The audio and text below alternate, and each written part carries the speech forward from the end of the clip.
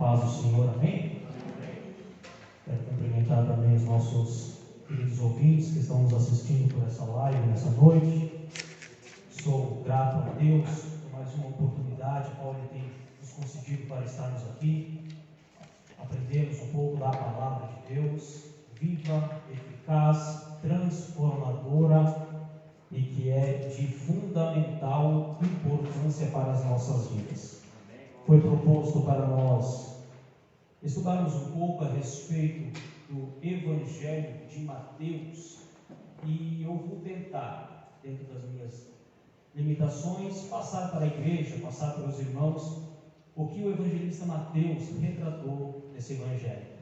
Desde já, você está em um ambiente espiritual, você está em mais um culto, você tem liberdade para adorar a Ele neste lugar, você tem liberdade para dar glória a Deus. Não vamos ficar presos apenas ao slide, apenas às minhas palavras. Se você sentir no coração nessa noite de glorificar ao Senhor, você está no lugar certo e faça isso, faça com seu coração aberto e a partir de agora mantenha sua Bíblia aberta no Evangelho de Mateus e nós vamos dar início a essa terceira conferência profética em Paraíso. Eu sou grato a Deus pela vida do pastor João, porque teve confiança de nos dar essa oportunidade e agradecer também a toda a igreja aqui de Paraíso que veio prestigiar este evento, esse trabalho, porque o conhecimento é importante.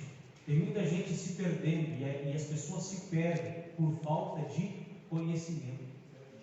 As pessoas não se perdem por falta de batismo no Espírito Santo. As pessoas não se perdem por falta de profecias ou profetas.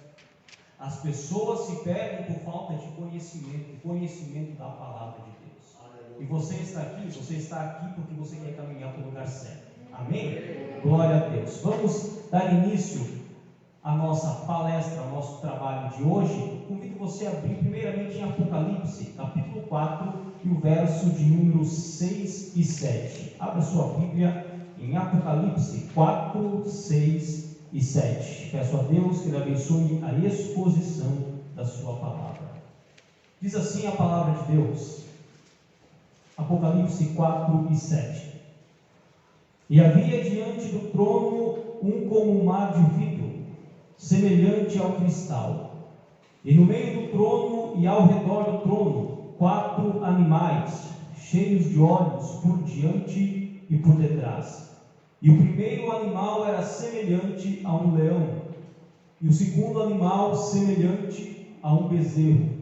E tinha o terceiro animal rosto como de homem, e o quarto animal era semelhante a uma águia voando. A palavra evangelho significa boas novas.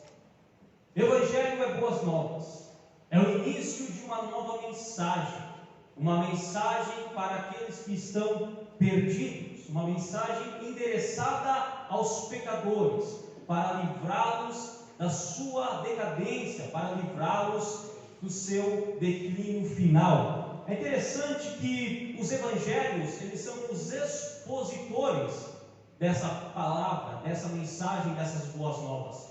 Os evangelhos, eles trazem as boas novas com autoridade.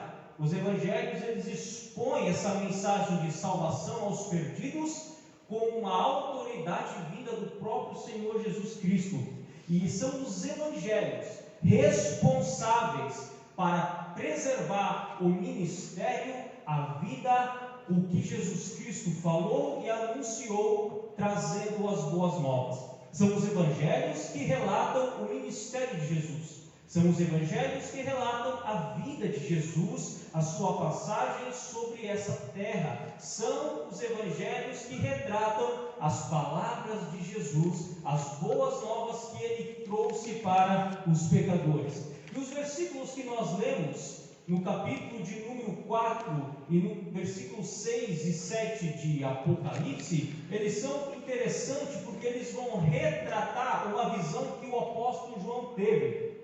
A mesma visão também Ezequiel teve. Eles tiveram uma visão a respeito do céu, e nessa visão aparece para eles seres celestiais com 4 rostos. Um tinha rosto de leão, outra face desse ser espiritual tinha um rosto de bezerro, de boi. A outra face desse ser espiritual tinha um rosto semelhante de homem, e a outra face era uma face de águia. O que essa semelhança, esses rostos significam? Esses rostos, eles trazem uma semelhança do que os evangelistas vão tratar a respeito de Jesus.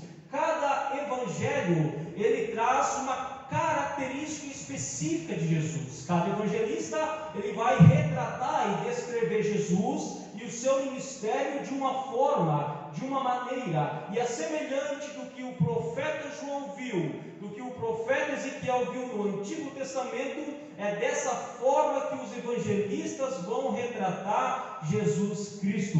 O profeta João, ele descreve em Apocalipse essa visão, e é justamente essas faces que se assemelham a que os evangelistas retrataram de nosso Senhor Jesus Cristo. Quando nós observamos esse slide que eu coloquei aqui, nós vemos que Mateus, ele retrata Jesus como um leão. Mateus, ele revela Jesus Cristo como um rei. Mateus, ele faz referência a Jesus Cristo como o representante da tribo de Judá, como um leão, representando a realeza, representando Jesus como um rei. Quando nós estudamos o Evangelho de Marcos, nós observamos que Marcos, ele vai se deter em uma característica de Jesus, que é a característica de servo, semelhante à visão de João, que ele vai ter de um boi, de um bezerro. Por quê? Porque o boi, o bezerro, ele atua no serviço, ele vem para servir, ele está a serviço do homem. E isso é o que Marcos ele vai representar no seu evangelho. Como o bezerro ou o boi, o novilho como animal representa o sacrifício de Cristo. Ele representa o sacrifício que Jesus fez no Calvário. Ele veio para se sacrificar, ele veio para trabalhar. É bem por isso que Marcos ele vai descrever mais o que Jesus faz do que o que Jesus fala. Marcos descreve o que Jesus faz. Marcos descreve as ações de Jesus, porque ele retrata Jesus como um servo, como na visão que nós temos dos nossos apóstolos, do apóstolo João e do profeta Ezequiel. Continuando Lucas, o evangelho de Lucas vai retratar Jesus com o rosto de homem. Lucas ele vai representar Jesus como o filho do homem, como a figura de humilhação, aquele que renunciou à glória do Senhor, à glória dos céus, e veio a este mundo, e agora se fez como homem, encarnou. Lucas vai representar Jesus como um homem. Quando nós observamos o evangelista Lucas, o seu relato, nós vemos Jesus sendo retratado, principalmente as suas ações humanas, o Filho do homem, aquele que encarnou, a divindade que encarnou na forma humana. E João se destaca. João ele vai descrever Jesus como uma águia, semelhante a uma águia. João, ele descreve a divindade de Jesus. A águia, ela sempre está voando.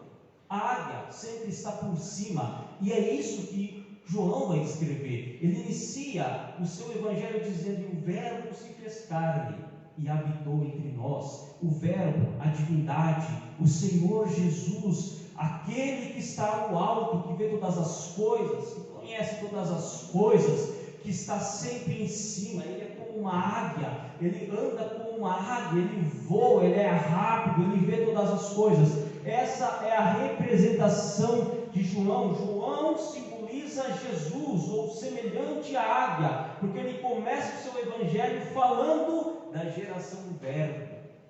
O Verbo que estava com Deus, agora se fez carne. Interessante nós entendermos essas semelhanças, porque isso é uma base para entendermos os evangelhos. Quando Jesus ele é retratado pelos evangelistas, nós vamos compreender o que os evangelistas estão falando de Jesus. Quem sabe você já ouviu falar sobre a palavra sinótico? Ou você já ouviu alguma pregação de alguém mencionando a palavra sinótico? Existem 3 evangelhos, dentre os 4 que pertencem ao grupo são chamados de sinóticos. Quem sabe você já sabe isso, mas é interessante nós mencionarmos, porque os sinóticos, o grupo dos sinóticos é composto pelo Evangelho de Mateus, pelo Evangelho de Lucas e pelo Evangelho de Marcos. Esses três evangelhos fazem parte do grupo chamado sinótico. Por quê? Porque eles apresentam Jesus com a mesma visão, ou com uma visão em conjunto. A palavra sinótico significa aquilo que se pode ver ao mesmo tempo. A palavra sinótico significa aquilo que é semelhante. Esses três evangelhos, Mateus, Marcos e Lucas, eles vão aumentar a nossa visão a respeito do ministério de Jesus. É por isso que quando nós olhamos uma passagem bíblica que está contida em Mateus, nós não podemos desprezar o que Marcos e Lucas escrevem. Quando nós lemos uma passagem bíblica que está descrita em Mateus, mas que também está descrita em Marcos e Lucas, eu não posso deixar de observar o que está descrito nos outros evangelhos. Nós que pregamos, principalmente obreiros, quando você lê uma passagem que está descrita em Mateus, você precisa, é obrigatório você olhar o que Marcos e Lucas escrevem. Por quê? Porque Mateus ele vai trazer a sua visão daquele fato. E Marcos e Lucas vão descrever o mesmo fato, mas com outra visão. Só que elas não são diferentes, pelo contrário, elas se complementam. Os evangelhos sinóticos, eles fazem com que o ministério de Jesus, com que o Senhor Jesus, com que a sua vida, o que Ele anunciou, possa ser compreendido plenamente, possa ter uma plenitude mais ampla. Quando nós observamos os evangelhos sinóticos, o que eles descrevem, as passagens de um comparando com as passagens do que os outros evangelistas estão dizendo, estão escrevendo, nós temos então uma visão ampliada do que realmente o Espírito Santo quer preservar para que nós entendamos, conheçamos e aplicamos para a igreja. Só que eles são semelhantes, não iguais. Os evangelhos sinóticos são semelhantes e não iguais. O evangelho de Mateus é diferente do evangelho de Marcos. Se assemelha, mas não é igual. E isso é interessante nós observarmos. Existem muitas passagens bíblicas. Eu gosto de mencionar que o evangelho de Mateus, ele traz uma visão mais simplificada das passagens bíblicas. Ele escreve mais, mas o que ele escreve um pouco mais simplificado, principalmente quando se trata de milagres, quando se trata das ações de Cristo. Agora, quando você observa o evangelista Marcos, a passagem das ações de Cristo, um milagre que Cristo fez, escrito em Marcos, ela é bem mais detalhada, ela possui muito mais detalhe. Só que você não pode ignorar os outros evangelhos. Por isso que eles são considerados sinóticos, porque eles são semelhantes e possuem uma visão de conjunto. Menos o evangelho de João. João ele destoa totalmente entre os 4 evangelhos. João ele apresenta Jesus de uma outra forma, com uma outra visão, com uma outra característica. O primeiro evangelho a ser escrito foi o evangelho de Marcos. Marcos foi o primeiro evangelho a ser escrito. Marcos escreveu o relato de Pedro. Pedro relatou, Marcos escreveu. O segundo evangelho a ser escrito foi Mateus. O terceiro evangelho a ser escrito foi o evangelho do segundo Lucas. E o terceiro e o quarto, melhor dizendo, o evangelho foi o evangelho de João. João escreve o último evangelho a respeito da vida de Jesus. Como nós estamos em uma conferência, é importante citar que, é claro que no decorrer da fala nós podemos utilizar a questão do evangelho de Mateus, evangelho de Marcos, evangelho de Lucas. Só que o correto é evangelho de Jesus segundo Mateus. Evangelho de Jesus, porque o evangelho não é do autor, o evangelho é de Jesus, é a vida de Jesus, mas é claro, isso é para questões de conhecimento dos irmãos. Pode passar o slide? Aleluia. Eu trouxe uma breve introdução sobre os evangelhos, para que você, quando você olhar a Bíblia, você possa já se situar aonde você está lendo, o que você está entendendo. Mas a partir de agora nós vamos entrar propriamente dito no Evangelho de Mateus. Eu coloquei 4 características importantes que fazem menção ao Evangelho de Mateus. Mateus traz na sua principal característica o Evangelho do Reino. Mateus, ele enfatiza Jesus como Rei. Essa é a principal característica do Evangelho de Mateus. Jesus, ele é descrito como Rei. É o tema principal do Evangelho de Mateus, é apresentar Jesus como Rei. Jesus Cristo, o Rei dos Reis. Mas Mateus não para por aí. O Evangelho de Mateus também é missionário. Ele também é evangelístico, missionário. Por quê? Porque Mateus, ele tem uma abrangência universal. O Evangelho de Mateus, ele é universal. Ele não se aplica somente a judeus, mas ele se aplica também aos gentios. Jesus não é apenas Rei dos judeus. Jesus, ele é Rei dos gentios. Jesus não é apenas Rei de um povo. Jesus é Rei de toda a terra. Jesus é Rei de todo o céu, Rei de tudo que está em cima, de tudo que está embaixo. Jesus é Rei de tudo aquilo que você conhece, de tudo aquilo que você vê. Jesus é Rei da sua vida, Ele é Rei da sua vida. Por isso que Ele também é missionário. Mateus demonstra que o reino de Cristo não é somente para um povo, mas para toda a terra, para todas as nações. O Evangelho de Mateus também é espiritual. Ele é espiritual.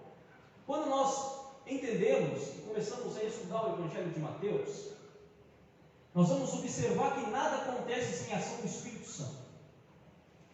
Desde o começo do Evangelho de Mateus, ele vai demonstrar que o Espírito Santo sempre estava presente. O Espírito Santo sempre estava atuante no Evangelho que Mateus escreve. Olha só que interessante, Jesus, ele nasce de Maria, porque Maria concebe do Espírito Santo. Então o rei vai nascer porque Maria concebe do Espírito Santo, é o Espírito Santo que está atuando. O ministério de Jesus, ele só tem início quando o Espírito Santo enche ele, toma ele. Depois que ele tem um encontro com João Batista, e o Espírito Santo então enche Jesus. Ali tem o início do seu ministério. Por quê? Porque o Evangelho de Mateus é espiritual. O Espírito Santo é atuante neste Evangelho. Quando nós lemos este Evangelho, nós vemos uma ação espiritual atuante, uma ação espiritual fixa, uma ação espiritual que move a vida e o ministério de Jesus. E é esse mesmo Espírito que precisa mover a sua vida. Aleluia. É esse mesmo Espírito que precisa te movimentar. O Espírito Santo tem que dar as ordens na sua vida. O Espírito Santo tem que te conduzir para onde Ele quer. É o Espírito Santo que tem que guiar você. É o Espírito Santo que tem que fazer a vontade dEle em você. É assim que Mateus escreve Jesus. O Espírito Santo o conduzindo. Por isso é um evangelho espiritual. Aleluia. Além disso, por último, porém não menos importante, Mateus ele é profético. Mateus ele tem o discurso escatológico mais amplo dos 4 evangelhos. E ele destaca principalmente a doutrina das últimas coisas. Mateus destaca as profecias que Jesus mencionou a respeito de si, a respeito dos últimos dias, dos últimos acontecimentos. Pode passar o slide. Aleluia. 4 importantes ênfases do Evangelho de Mateus. Porém, nós vamos se deter principalmente nessa, o Evangelho do Rei. O Evangelho do Rei. Mateus, ele fala de Jesus como um rei. Só que se Jesus é um rei, ele tem um reino. Todo rei possui um reino. Todo rei, para ser rei, reconhecido como rei, ele precisa de um reino. E esse reino precisa de súditos. Esse reino precisa estar atuante. Ele tem os seus princípios. E é sobre isso que Mateus vai falar a respeito de Jesus como rei e a respeito do seu reino. Mateus vai tratar do rei que é Jesus, e Mateus vai tratar do reino de Jesus. Jesus como um rei. Essa é a característica principal do Evangelho de Mateus. Tratar não somente do rei Jesus, mas do seu reino. Tratar não somente de Jesus como aquele que veio para ser um rei dos judeus, um rei de todas as nações, mas tratar do seu reino. É isso que Mateus vai enfatizar nessa principal característica do seu Evangelho. E depois, com uma conferência profética, nós vamos tratando desse Evangelho do Rei, esse Evangelho do Reino aliado às profecias, ou algumas profecias relacionadas a respeito disso. A palavra reino, ela ocorre, olha só que interessante, ela ocorre 56 vezes no Evangelho de Mateus, mais do que em qualquer outro Evangelho. Mateus, ele utiliza a palavra reino dos céus, enquanto outros evangelistas utilizam a palavra reino de Deus. Por que Mateus utiliza reino dos céus? Primeiro, porque ele era judeu, e o judeu evita falar o nome de Deus, evita falar Deus propriamente dito. Então ele utiliza céus, porque os seus ouvintes, o povo judeu, iria entender o que ele estava falando. É também o único evangelho em que são registradas as palavras de Jesus, que dizem o seguinte: eu fui enviado somente às ovelhas perdidas da casa de Israel. É o único evangelho que diz essas palavras e traz embutido nele essas palavras. E Mateus, demonstrando esse caráter do reino, demonstrando o rei, ele vai nos trazer algumas informações importantes a respeito do rei Jesus e a respeito do reino de Jesus. Mateus, ele vai enfatizar o significado desse reino. No Evangelho de Mateus, ele vai demonstrar o caráter desse reino. No Evangelho de Mateus, ele vai demonstrar a vinda do reino, as demandas que esse reino possui, a expansão desse reino, os inimigos desse reino, e ele também vai fazer uma relação entre o reino e a igreja, entre o reino dos céus e a igreja.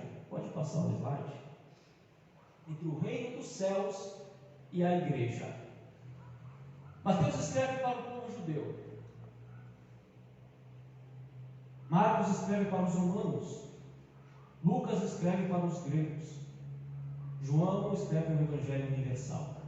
Mas o foco de Mateus eram os judeus. Mateus é o único evangelista que se descreve como publicano. Quem era Mateus? O que Mateus fazia? Mateus era um publicano, trabalhava em uma alfândega em Cafarnaum, trabalhava para os romanos. O povo judeu era um povo que estava refém dos romanos. O povo judeu havia sido invadido por Roma. Quem ditava as ordens eram os romanos, politicamente. E era nesse tempo que muitos judeus, publicanos, que trabalhavam para Roma, eram considerados, principalmente pelos judeus, fariseus e escribas, pelas seitas religiosas judaicas, considerados como traidores, inimigo do povo, inimigo dos judeus, inimigo deles. E Mateus, ele era um publicano. Mateus, como judeu, ele tinha as mesmas expectativas do seu povo. Israel estava sob o domínio de Roma. Qual que era a principal expectativa de Israel? As promessas do Antigo Testamento, a vinda do Messias, a vinda de um rei. Essa era a principal expectativa dos judeus. E Mateus, como judeu, também tinha essas expectativas. É por isso que quando ele vê Jesus, e Jesus o chama, ele vai até Jesus. É por isso que quando ele vê Jesus, Jesus o chama, ele corre atrás de Jesus. O primeiro nome que Mateus tem na Bíblia é Levi. E é bem provável que, assim como aconteceu com Pedro, que tinha o seu nome Cefas, e depois Jesus disse: tu és Cefas, mas será chamado Pedro?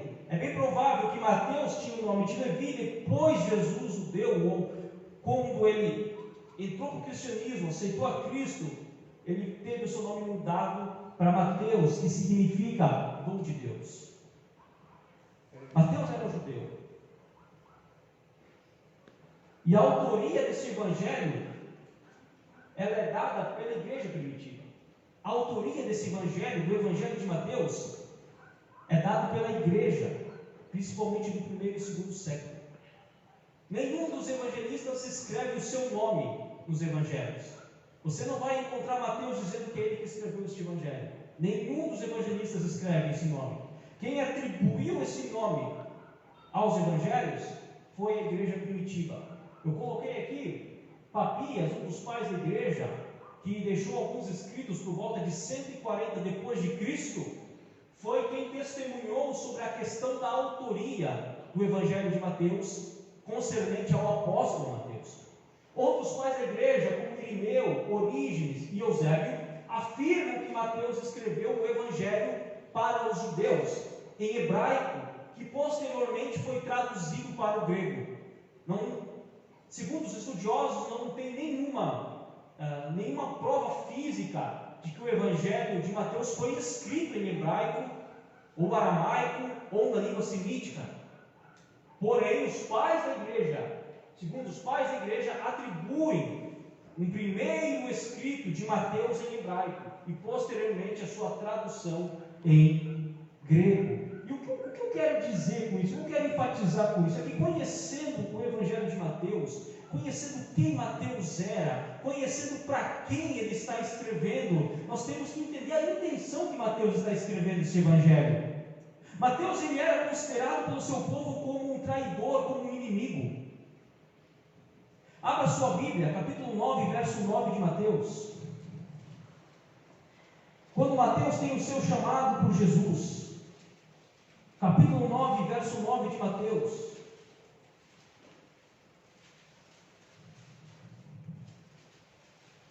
Diz assim a palavra de Deus: e Jesus, passando adiante dali, viu assentado na alfândega um homem chamado Mateus, e disse-lhe: segue-me.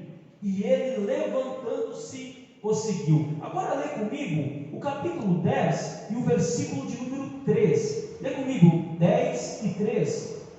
Bem coladinho do capítulo 9, ali, capítulo 10, versículo 3, diz assim: Felipe e Bartolomeu, Tomé e Mateus, o publicano.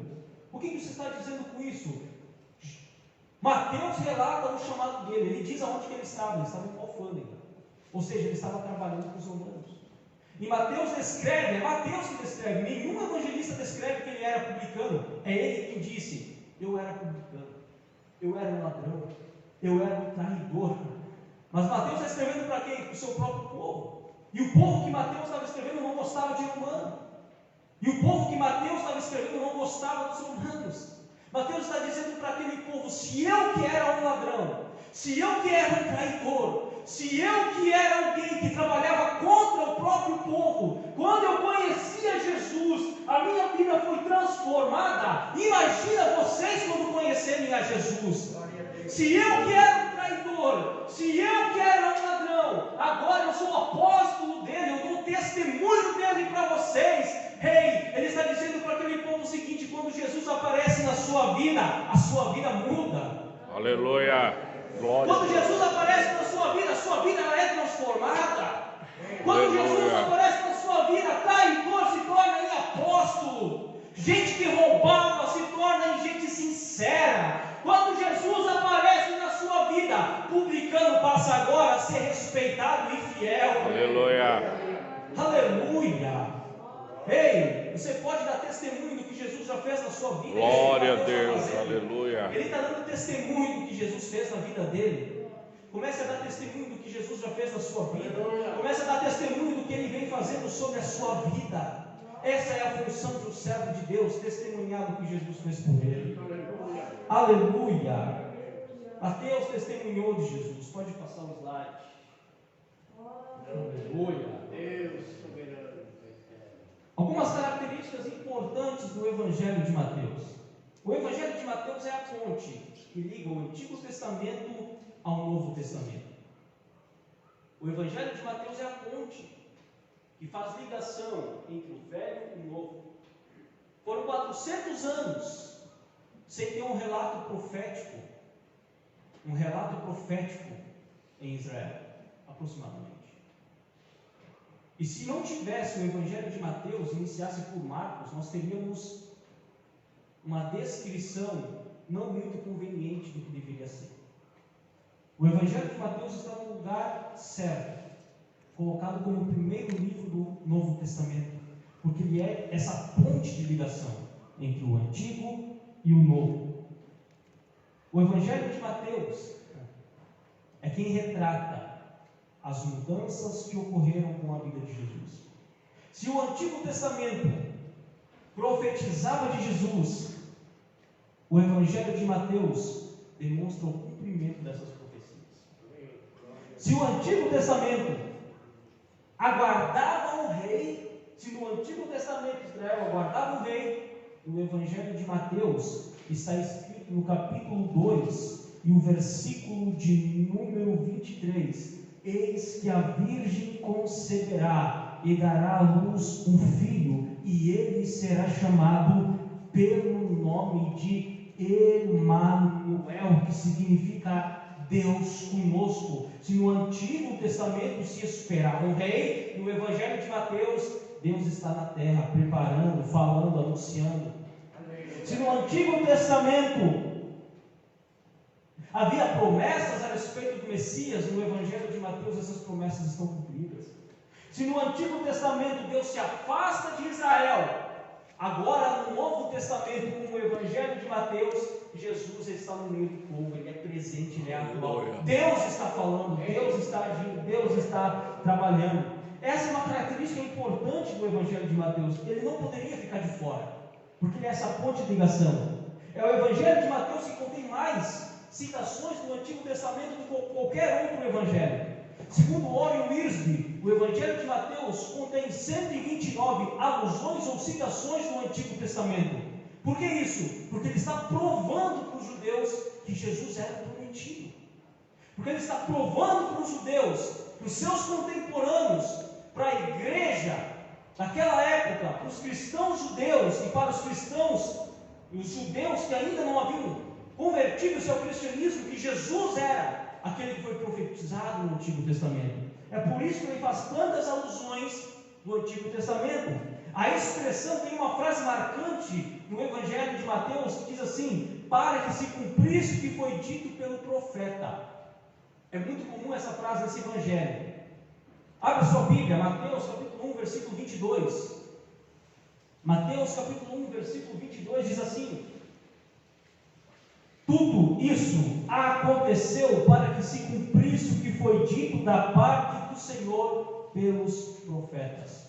Mateus capítulo 2, versículo 23. Eu vou citar só alguns versículos para que os irmãos compreendam.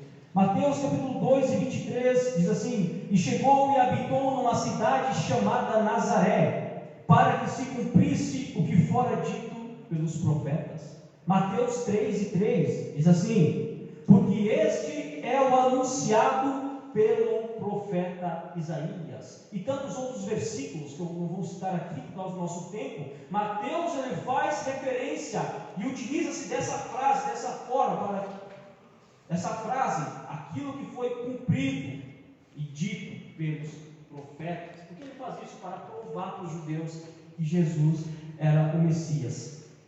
Além dessa expressão de rei, dessa expressão do reino, dessa característica principal de Mateus sobre o rei Jesus e sobre o reino de Cristo, a ação profética no Evangelho de Mateus é muito forte. A ação profética ela é predominante. O William Hendrickson diz o seguinte: é o ofício profético que se sobressai de forma proeminente em Mateus, tanto em relação ao passado, presente e futuro. O que ele está dizendo aqui? Ele está dizendo que Mateus é um livro profético. Por quê? Porque Mateus é o cumprimento de profecias.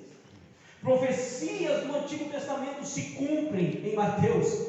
E Mateus faz relação e referência a profecias futuras mencionadas por Jesus. Por isso que Mateus é o evangelho do rei, que apresenta o reino de Cristo, mas é também um evangelho profético, é o evangelho mais profético do Novo Testamento. Ele faz a relação de profecias cumpridas e ele menciona profecias que são futuras e que ainda não se cumpriram. Mateus é um livro profético, por isso que você não pode deixar de ler Mateus.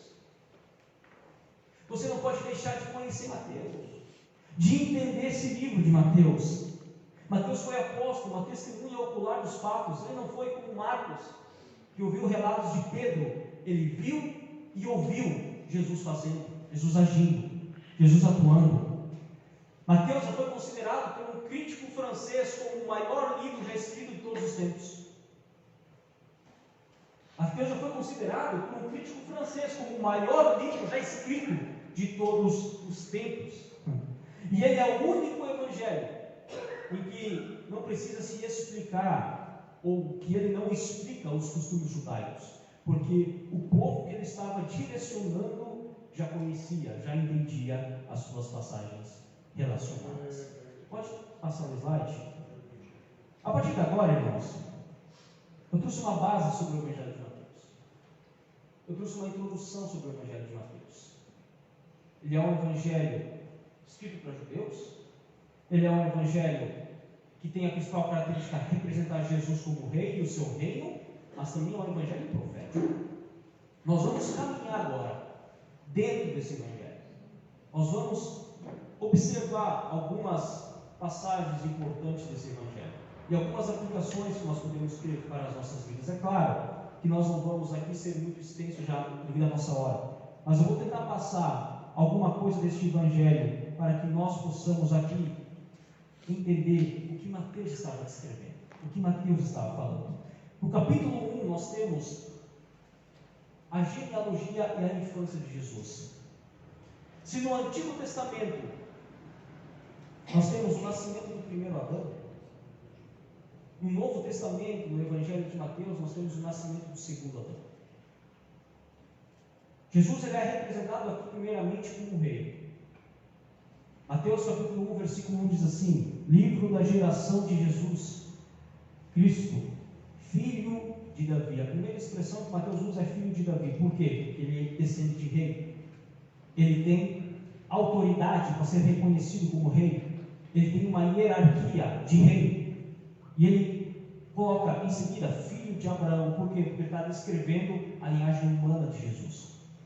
Mateus ele descreve a linhagem de Jesus segundo José.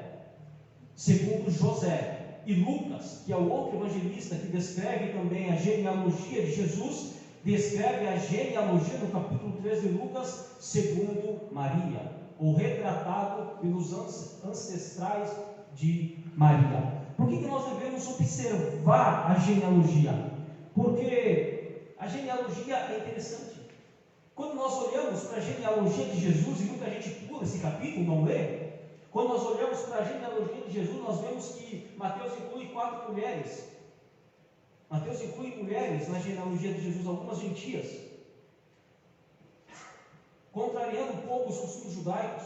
E na genealogia de Jesus não tem só gente boa, não. Na genealogia de Jesus também tem gente ruim.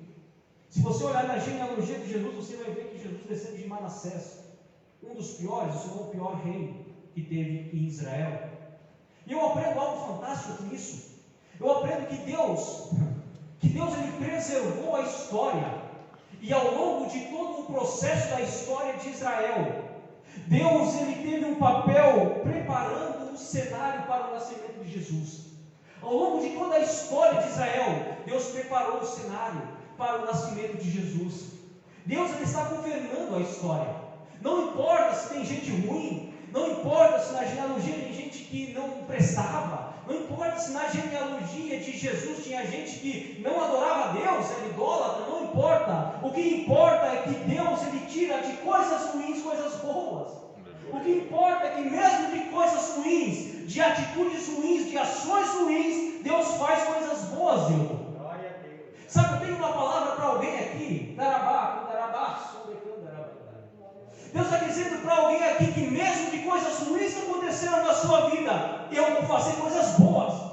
Eu vou fazer coisas boas na sua vida. Deus está dizendo para você aqui, oh aleluia, estou profetizando para alguém aqui, que mesmo de coisas ruins que aconteceram na sua vida, se prepara porque virá coisas boas dessas coisas ruins que tiveram ali no meio. Porque Deus governa a história. Deus governou a história de Jesus, de Israel. Deus governa a minha, Deus governa a tua também. Aleluia. Mesmo que o mundo cause coisas ruins, mesmo que o pecado cause coisas ruins, mesmo que o diabo se interfira no meio e faça coisas ruins acontecerem, no final os propósitos de Deus se cumprirão do mesmo jeito, se cumprirão da mesma maneira. Aleluia. Outra coisa interessante nos capítulos 1 e 2 é que Mateus é o único que descreve a respeito dos magos. Por que ele está descrevendo a respeito dos magos? Eu fiquei entendendo isso aqui, porque os magos, eles eram gentios, vindos do Oriente, e eles vieram adorar a Jesus. Eles foram guiados por um sinal no céu, por uma estrela, por um sinal, por uma luz no céu, e eles foram conduzidos até Jesus. E olha só o que estava escrito no capítulo 2 e no verso 2, o que os magos perguntaram, os gentios perguntaram, eles disseram assim, e perguntaram eles, onde está aquele que é nascido rei dos judeus? Mateus está dizendo para os judeus, para o seu próprio povo, se até os gentios, no nascimento dele, reconheceram ele como rei, por que você não reconhece também? O que impede você de reconhecer Jesus como rei? Como o Senhor da sua vida, como o dono da sua vida? O que impede você que está me assistindo nessa live para reconhecer Jesus como o dono da sua vida?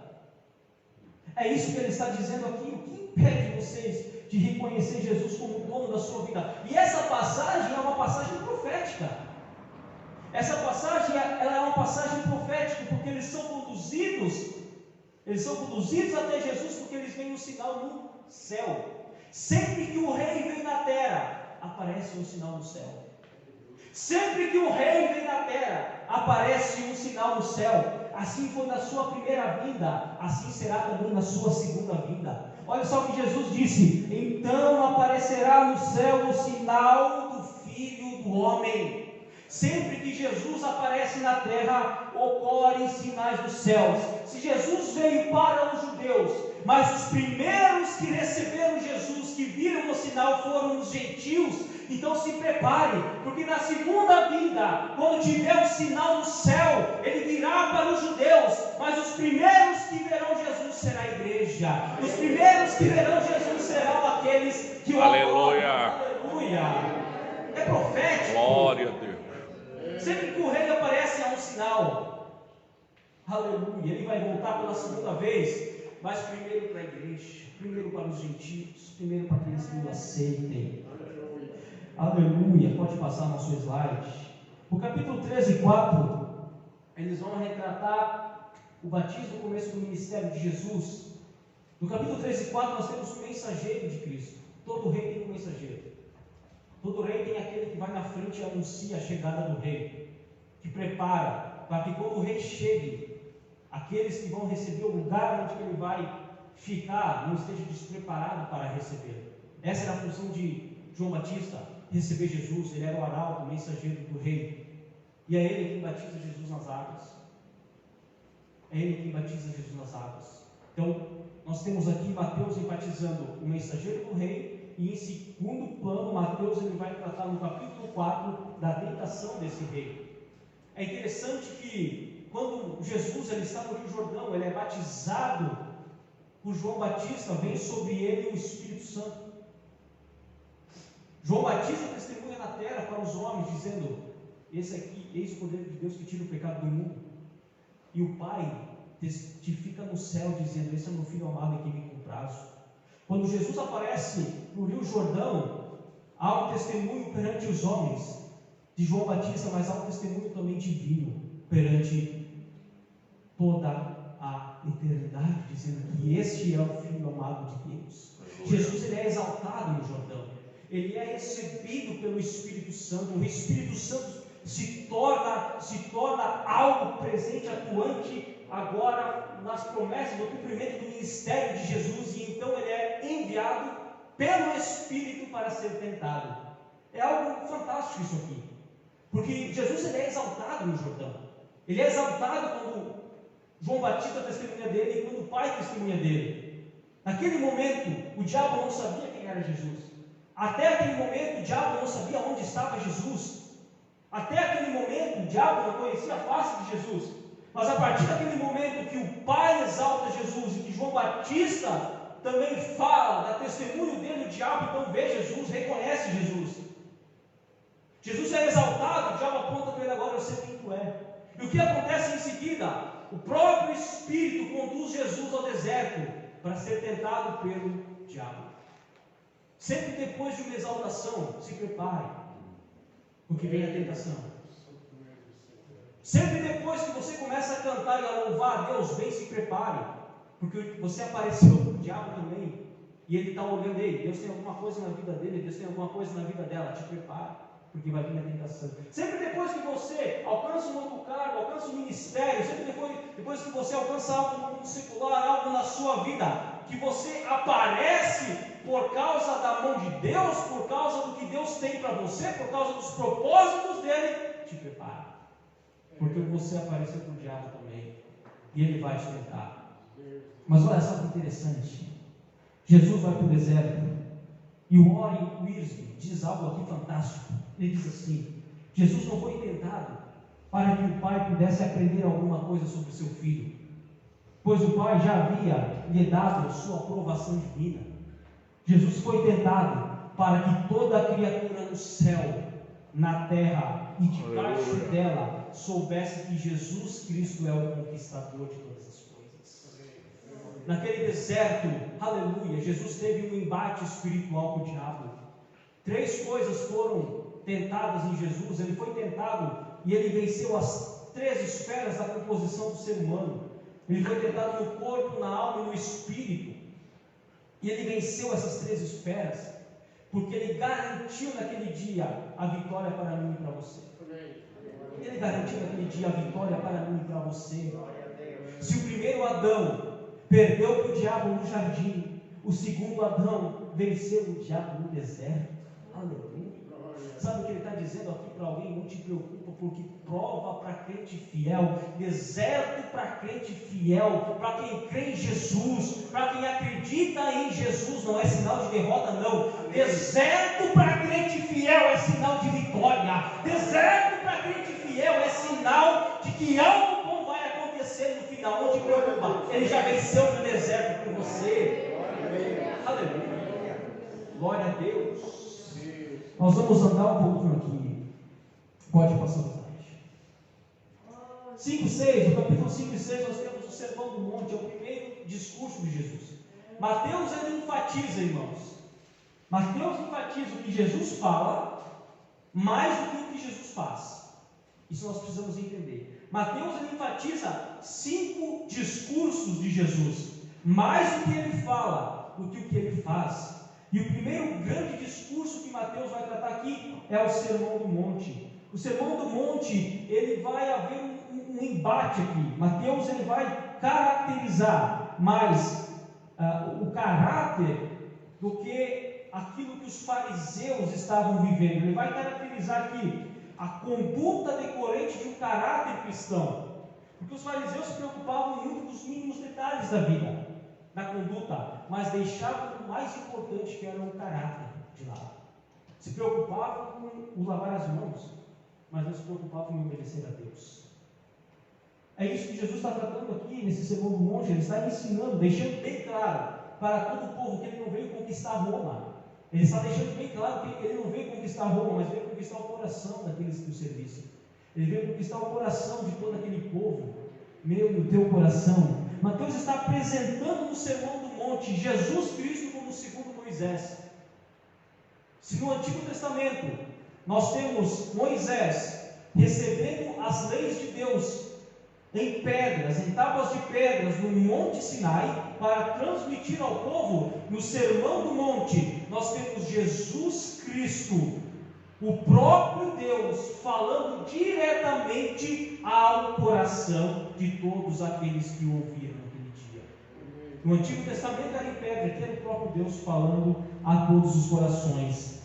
Aleluia. O Sermão do Monte, ele é o contraste entre o reino do mundo e o reino de Cristo. Eu sintetizei aqui algumas falas de Hernandes Dias Lopes, e eu quero ler para a igreja. Eu achei fantástico o que ele diz a respeito do Sermão do Monte, sintetizado. Feliz é o que abre mão e não o que explora para enriquecer.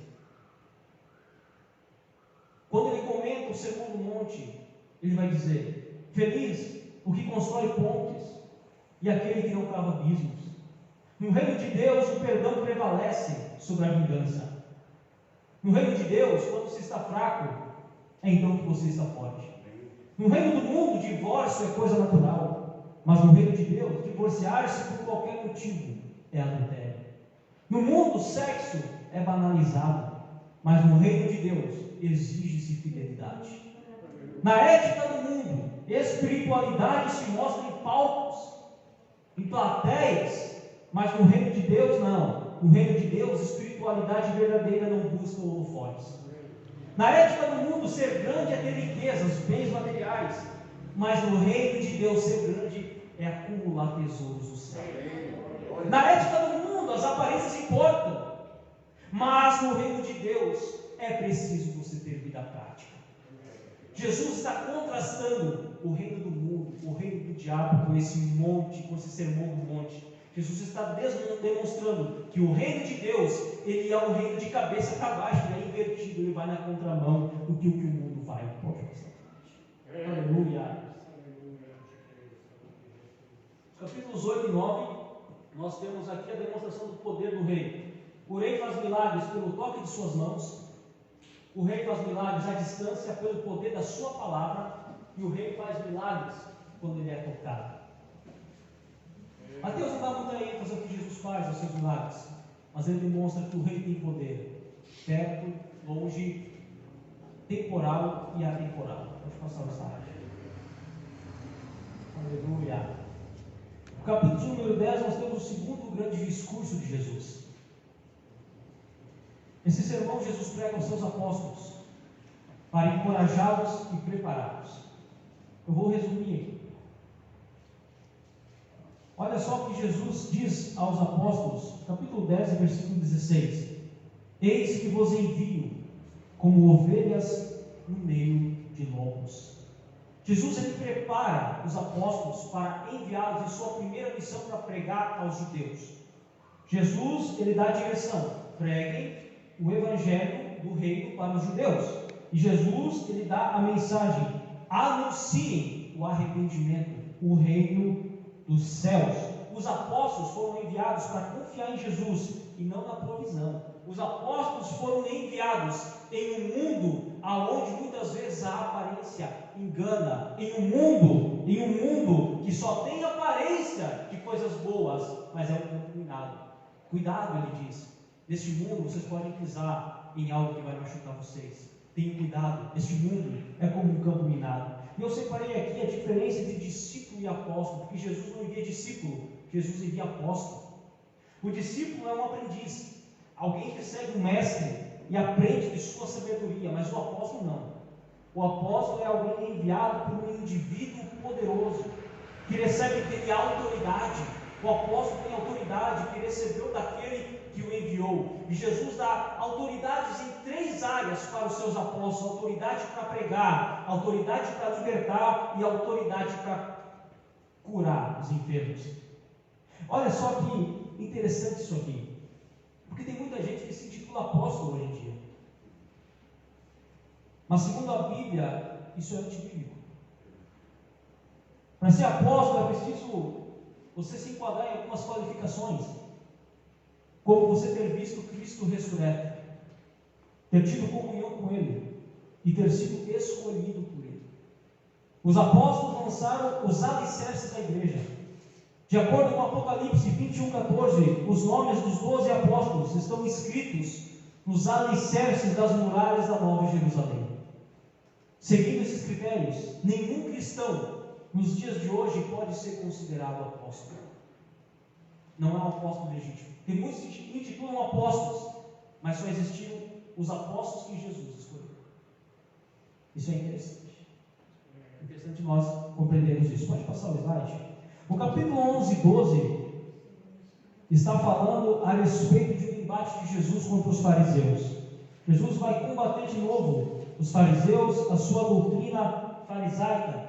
Jesus vai dizer que a lei que eles estão vivendo escraviza, mas o que ele está ensinando liberta. Jesus está trazendo um confronto entre reinos. O reino de Jesus é um reino que liberta. O reino do mundo, do diabo, é um reino que escraviza.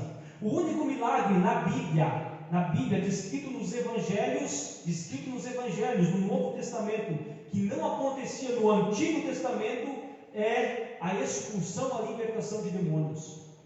Porque quando você expulsa um demônio de alguém, você liberta alguém, essa pessoa aceita Jesus, e o Espírito Santo passa a habitar na vida dela, passa agora a haver uma troca de reino. Porque antes ela era comandada pelo reino maligno, pelo reino do diabo. Esse demônio que é expulso, agora sai, e o reino de Cristo passa a habitar na vida dela. Foi isso que aconteceu comigo e com você. Você não pertence ao reino das trevas, não, você pertence ao reino das luzes.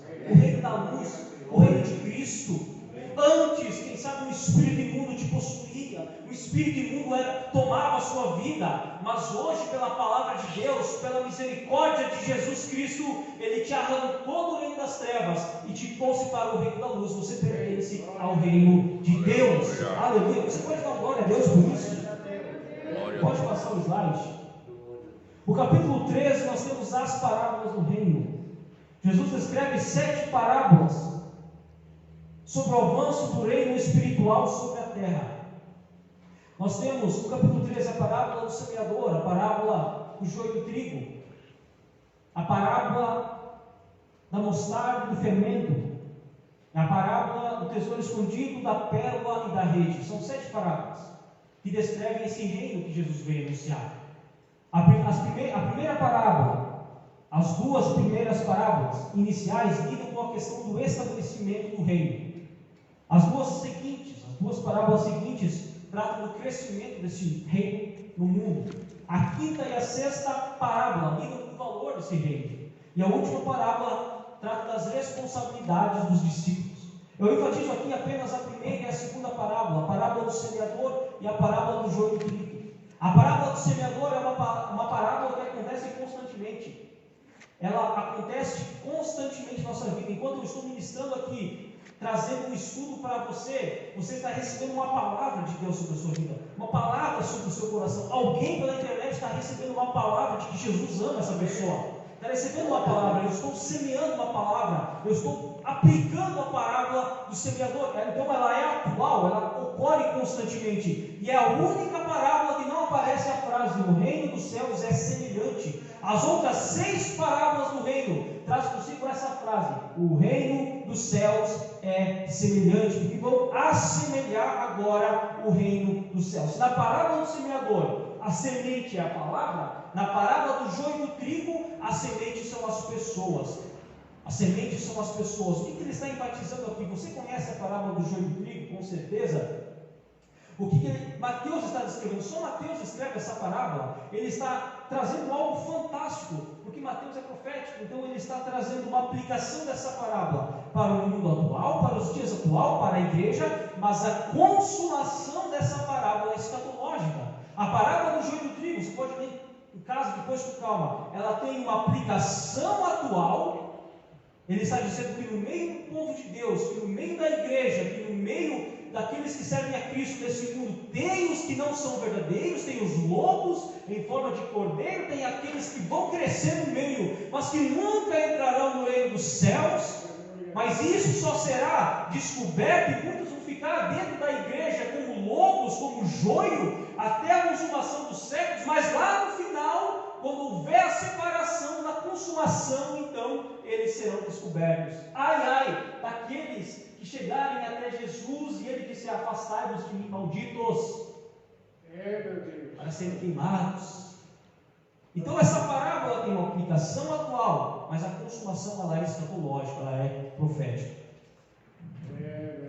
Aleluia. Pode passar no nosso slide. Versículo, capítulo 17 e 18, irmãos, nós temos aqui uma relação entre a igreja e o reino.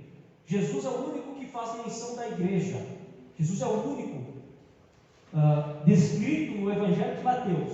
Mateus é o corrigindo. Mateus é o único que faz descrição da palavra igreja nos evangelhos. Os outros evangelhos não mencionam igreja, somente Mateus. E ele vai tratar nos capítulos 17 e 18 sobre os principais deveres dos cristãos na igreja. Eu coloquei aqui algo interessante. Ele vai dizer que a igreja e que aqueles que fazem parte do reino, eles vão viver experiências reais com Deus. Aqueles que fazem parte da igreja, eles serão servos uns dos outros. E eles precisarão praticar o perdão. É isso que Mateus está tratando. No capítulo 17 e 18. Você terá experiências com Deus, porque o reino dos céus vai propiciar isso para aqueles que estiverem nele. Você viverá como servo dos outros, não querendo estar por cima, não querendo ser maior que os outros. E você precisará praticar o perdão. Pode passar no seu slide. Pode passar mais um slide.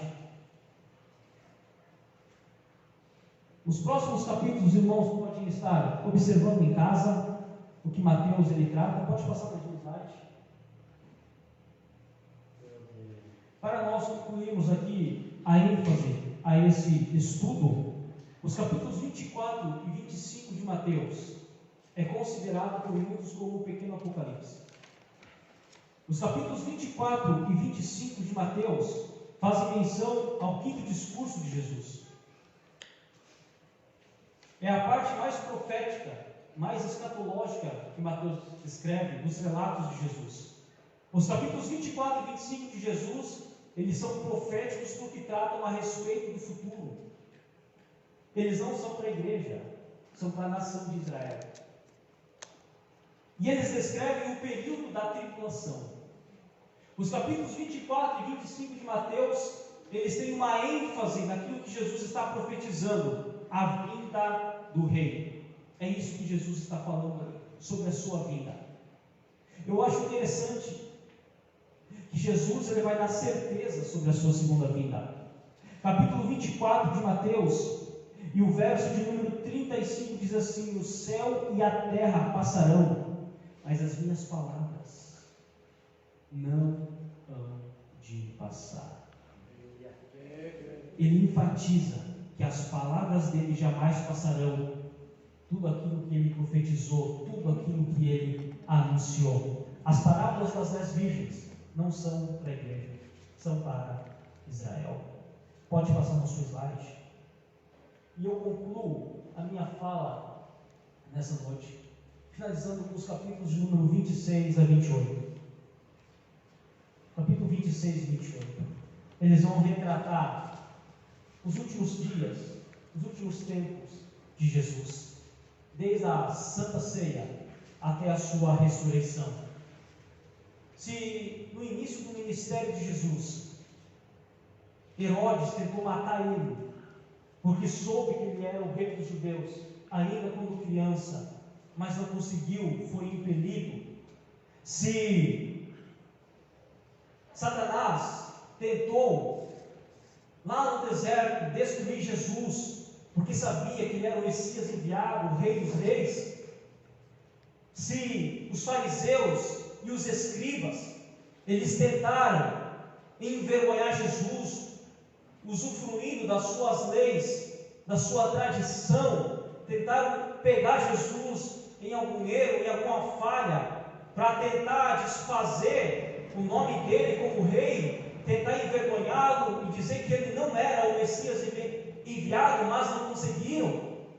Se nos capítulos de número 26, 27 e 28 nós temos a prisão de Jesus, nós temos Jesus sendo morto numa cruz do Calvário, se aqui eles conseguiram matar Jesus, mas até aqui, até da crucificação de Jesus, eles não conseguiram tirar a sua realeza e o seu título de rei. Sabe o que diz? capítulo de número 27 e verso de número 37 de Mateus diz assim: e por cima da sua cabeça na cruz do Calvário puseram uma escrita, e a sua acusação era esta: este é Jesus, o Rei dos Judeus. Deixa eu dizer uma coisa: a cruz testemunhou de Jesus. Aleluia. Quando ninguém mais testemunhava. Se coloque de pé nessa noite.